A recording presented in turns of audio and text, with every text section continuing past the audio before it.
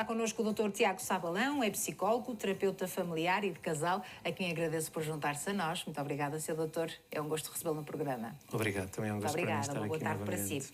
Sr. Doutor, ao longo da vida, a relação de qualquer casal é afetada por muitas mudanças, não é? Internas ou externas. Para um casal permanecer junto, o que é que deve privilegiar? Pergunto se a comunicação aqui é importante.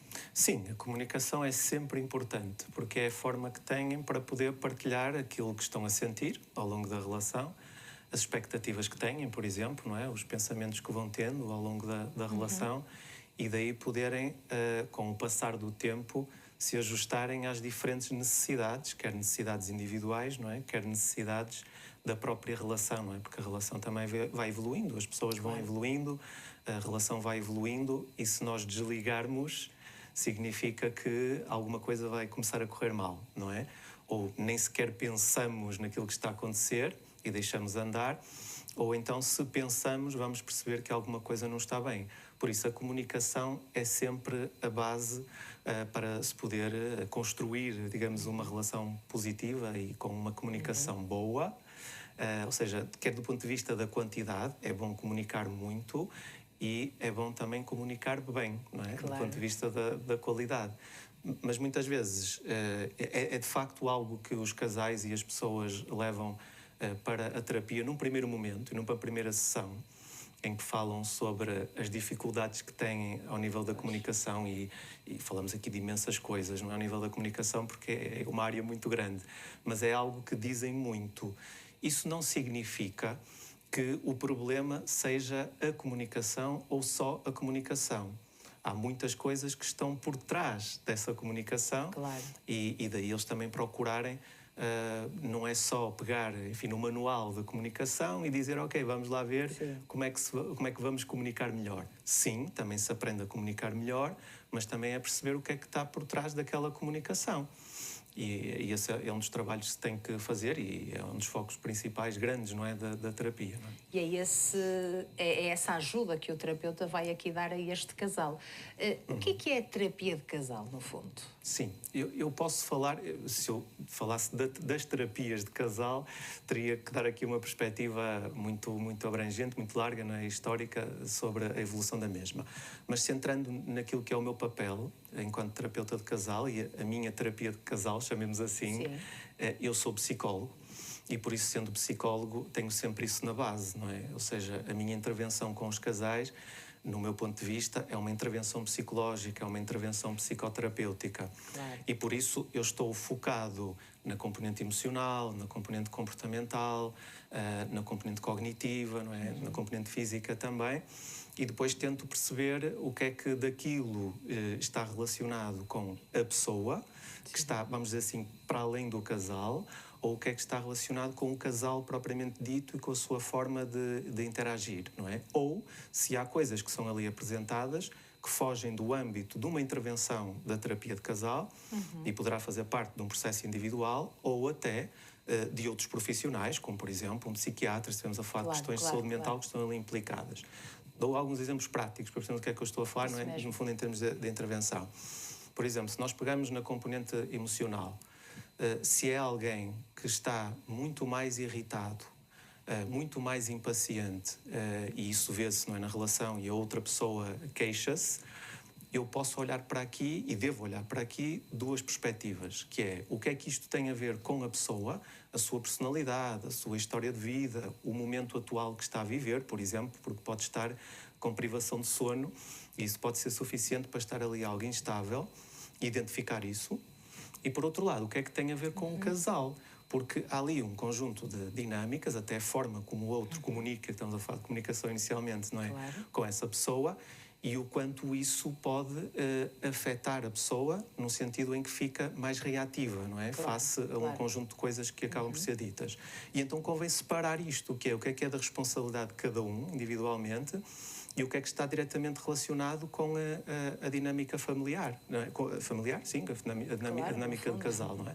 Isto em termos emocionais. Por exemplo, posso dar outro exemplo em termos comportamentais, em que quando estão a tentar falar sobre alguma coisa, uma das pessoas é muito insistente e a outra pessoa precisa um pouco mais de espaço, quer um pouco o seu tempo e acaba por se recolher.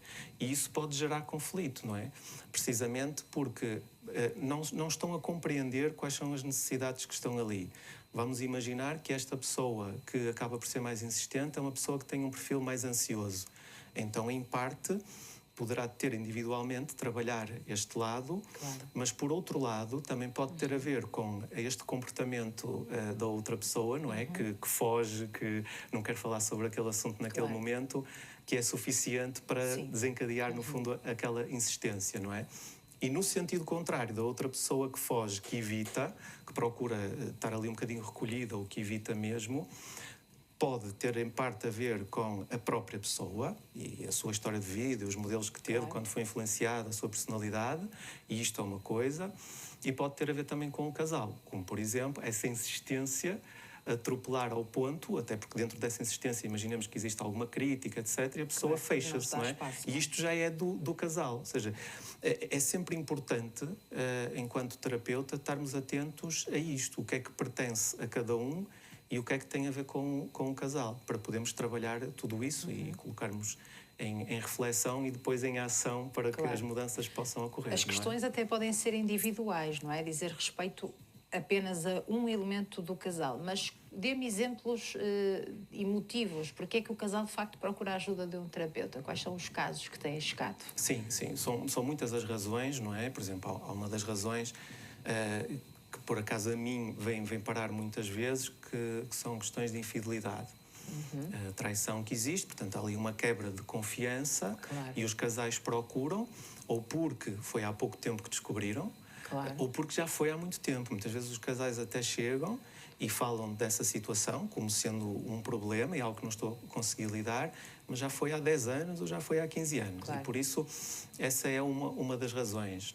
Não falaram devidamente sobre esse assunto, não se esclareceram devidamente, não tiveram uma perspectiva diferente sobre aquilo que estava a acontecer, não foram acolhidos, não é, emocionalmente naquilo que estavam a sentir naquele momento e, portanto, esta é uma das razões porque procuram. Mas há outras razões, não é? Às vezes, até pegando aqui num exemplo um bocadinho diferente, as pessoas estão no início de um relacionamento e já tiveram outras experiências noutros relacionamentos e querem se conhecer melhor e não querem cometer os mesmos erros que aconteceram em relacionamentos anteriores e, por isso, numa espécie de prevenção, acabam por entrar para a terapia. Às vezes até está perto o casamento ou qualquer coisa do género, ou coabitarem. E nesse sentido procuram ter ali algum reforço para alguma validação também das competências que já têm, do caminho que estão a fazer, ou poderem estar atentos a pormenores que não conseguem sozinhos, não é? Estar atentos e que podem melhorar, não é? Em termos do relacionamento. Portanto, também existe este lado. Quem procura tanto são casais novos e pessoas novas, como casais mais velhos que têm relacionamentos de 30 anos ou mais, não é? Portanto, tem uma história muito maior, muito mais coisas para trabalhar e, à partida, mais resistentes também a fazer algum tipo de trabalho, porque deixaram passar demasiado tempo até resolver algumas questões, não é? E, por isso, são outras coisas que também acabam por procurar. Os filhos, a parentalidade. O facto de serem pais pela primeira vez ou aparecer um segundo filho ou um terceiro filho que vem trazer as coisas, vem complicar um bocadinho as coisas, ou a entrada na reforma de um deles ou de dois deles, não é? Também aqui uma transição que vai exigir aqui uma adaptação que eles não estão a conseguir, ou quando os filhos já são crescidos e o casal volta a estar perto um do outro, aquilo que em terapia familiar se chama do ninho vazio, e por isso estão a olhar novamente um para o outro e há ali um conjunto de desafios que procuram compreender e procuram adaptar-se, no fundo, a essa nova fase. Ou, algo que é muito mais comum atualmente, um casal que se junta e já tem filhos de outros relacionamentos. E então traz aqui uma complexidade muito grande relativamente a toda essa dinâmica, não é, da inclusão dos filhos e da relação uns com os outros e também do papel que cada um deve ter, quer quanto aos seus próprios filhos, quer aos filhos da outra pessoa, não é? Portanto, isso também é outra razão. Uma outra razão, para arranjar aqui exemplos diferentes, por exemplo, tem a ver com relações monogâmicas e relações não monogâmicas. E há casais que entram para a terapia numa relação monogâmica assumindo uma relação monogâmica de exclusividade, não um com o outro, mas depois, a determinada altura do processo, começam a pensar que talvez estejam abertos a poder considerar outras coisas e abrir-se um bocadinho mais, eventualmente pensar aqui numa não monogamia. E isto também acaba por ser trabalhado, não é? E em processo de divórcio, por exemplo, falamos muito aqui Também. de união, mas também esse acompanhamento e ajuda, não é? Quando estão num processo de separação. Exatamente. Penso que também será útil. É muito útil, porque as pessoas às vezes entram para a terapia, vamos chamar assim, com uma pré-decisão, não é? Uma espécie de um pré-divórcio e, dentro da terapia, depois mudam. Ok. Portanto, voltam a porque prestar percebem juntos, que, não é? exatamente, porque percebem que, afinal, tudo o que foi acontecendo levou até àquele ponto e estavam a pôr em causa a relação, mas depois, fruto de toda a reflexão que existiu e todo o trabalho que existiu, porque só uma parte, não é só conversar em terapia, há muitos exercícios práticos que são colocados para aumentar a eficácia e, portanto, a partir daí, fica tudo mais claro e podem querer continuar no relacionamento. Aliás, fico extremamente satisfeito quando alguns casais entram a pensar assim, que realmente a relação está acabada, mas que no fundo há ali uma pequenina esperança e querem ver o que é que pode acontecer. E depois, fruto do desenvolvimento da terapia, das coisas correrem bem, já têm filhos, pensam em novos projetos de vida, etc. Portanto, isto é muito positivo. Por outro lado, há outros casais que entram já com essa pré-decisão e, efetivamente, depois avançam para o final da relação, não é? E para a ruptura. Mas num processo mais leve, portanto. Mais tranquilo, não querem um processo mais leve. Exatamente, não naquele divórcio que às vezes estamos habituados a ouvir, não é? Exatamente. Difícil, e por cima quando há menores envolvidos. Embora haja aqui duas situações. Há uma que entram para tentar perceber o estado da relação e tomarem uma decisão e, por exemplo, tomam a decisão de pôr fim à relação e querem terminar ali a terapia. A partir dali, querem estar sozinhos nesse pós-divórcio. Há outros que querem o suporte da terapia, para poderem, como estava a dizer Alexandre bem, de poderem levar as coisas a bom porto. Exatamente. Muitas vezes, aliás, esta maior preocupação até acontece quando há filhos. Pois. E por isso tem aqui uma preocupação muito grande para que haja o menor impacto possível nos filhos, como é que devem comunicar este divórcio e como é que eles próprios se devem relacionar, porque apesar de haver o corte em termos conjugais, há aquela ligação enquanto pais, que vão ser pais, enfim, para toda a vida, não é? Sempre, e convém ter ali uma comunicação, batendo outra vez no ponto da comunicação, não é? Convém ter ali uma comunicação boa entre eles, separando claramente as coisas e fazendo com que os filhos não estejam no meio daquilo que foi um problema, que surgiu na relação deles e que terminaram. E isto não é um problema, ou seja, o fim do relacionamento não é um problema. E na terapia, chegarmos ao fim do relacionamento e chegarem a essa conclusão também não é um problema. Porque, acima de tudo, o importante é tomarem a decisão deles, não é? Com consciência, e o facto de entrarem para a terapia faz com que tudo fique muito mais claro e com uma perspectiva diferente do que está a acontecer. Não é o terapeuta que decide, não é o terapeuta que vai dizer para eles se divorciarem ou para eles continuarem.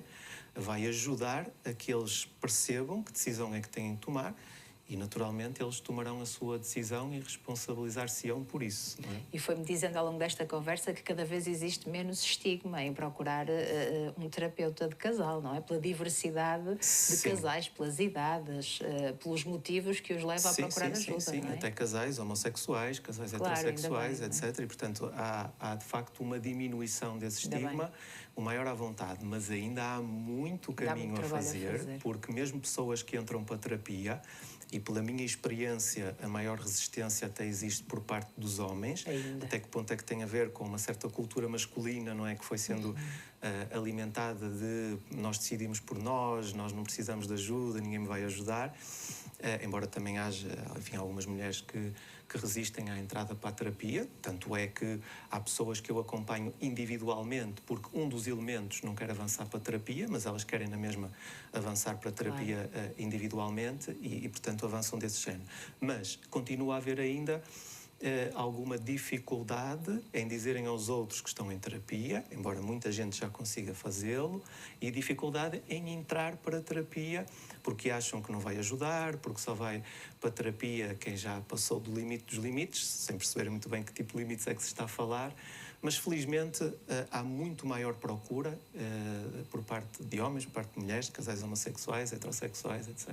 É um bom sinal. É um bom sinal, claro. E que trabalho é esse feito nas consultas e depois esse trabalho de casa? Imagino trabalho de casa também haja exatamente. muito trabalho de casa, não é? Que orientação é que o terapeuta dá? Sim, sim, é essencial.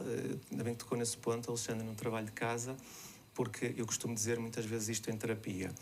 Se vocês vêm para cá só para refletir sobre a relação aqui, pensarem sobre a relação aqui e depois vão para o vosso dia-a-dia e não fazem nada, então é preferível não virem cá, porque o trabalho depois não acontece, os resultados não aparecem. Porque se entram para a terapia, porque alguma coisa não está bem, tem que se mudar alguma coisa, tem que se colocar isso no dia-a-dia e depois é aí que vão ver as transformações. Claro. Então há este compromisso que têm de ter com os trabalhos de casa que são enviados, que eu envio para eles poderem fazer. Às vezes trabalhos de casa diferentes para um e para o outro, mas são trabalhos que eles levam.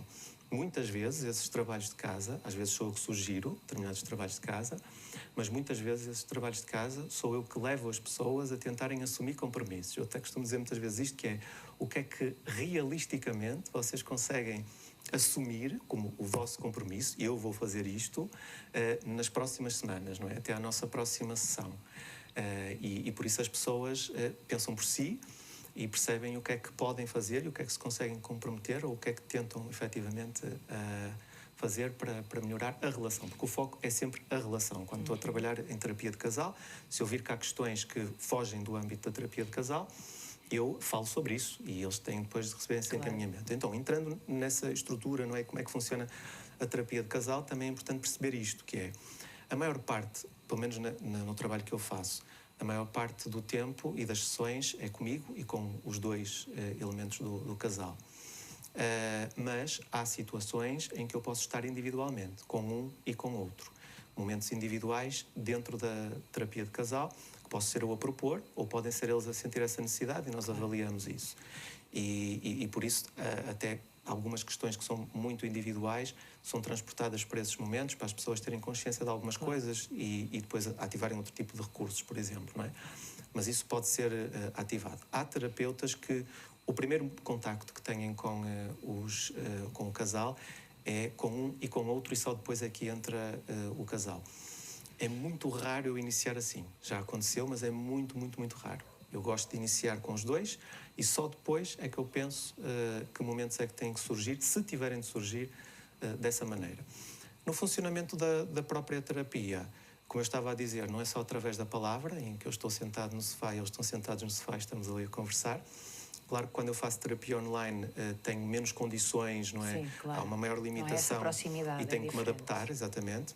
Mas quando estou fisicamente, que é a maior parte dos casos que acompanho, aí há toda uma dinâmica que se cria ali, um conjunto de exercícios muito práticos que faz com que ajude as pessoas a refletir.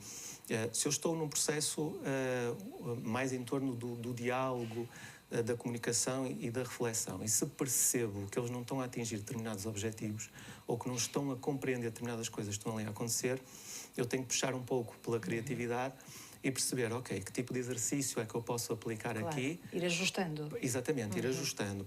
Nenhuma terapia é igual a outra. Há exercícios que podem ser semelhantes ou que podem ser iguais, mas procuro mesmo diversificar porque tenho que personalizar o processo, não é? E aquilo que faço dentro da terapia. Mas vai tendo boas respostas, assim, de uma forma geral, destes casais? Sim, felizmente, vou tendo boas respostas. São pessoas que, mesmo resistindo numa fase inicial, acabam por aderir.